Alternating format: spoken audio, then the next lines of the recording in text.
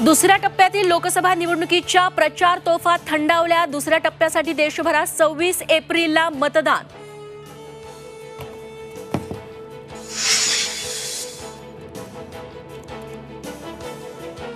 मंगळसूत्राचं महत्त्व तुम्हाला काय माहिती?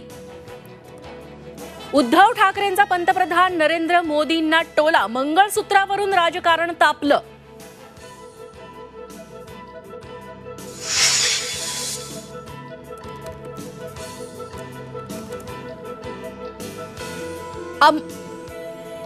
यवतमाळमधील सभेत केंद्रीय मंत्री नितीन गडकरींना उन्हामुळे भोवळ। काही वेळानंतर गडकरींची प्रकृती स्थिर।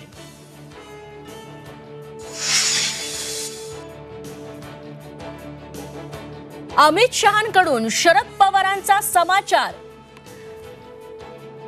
केंद्रीय कृषी मंत्री असताना हजारो शेतकऱ्यांनी मराठवाड्यात आत्महत्या केल्या, त्याबद्दल चुकीची माफी मागाल का? अमित शहांकडून सवाल।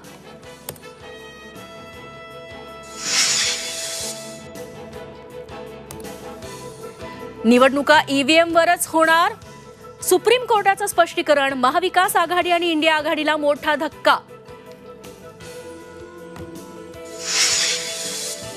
पत्राचाळ प्रकरणी प्रवीण राऊत यांना ईडीचा मोठा धक्का। राऊतांसह त्यांच्या इतर भागीदारांची पालघर, दापोली, रायगड आणि ठाण्यातील मालमत्ता तात्पुरती जप्त।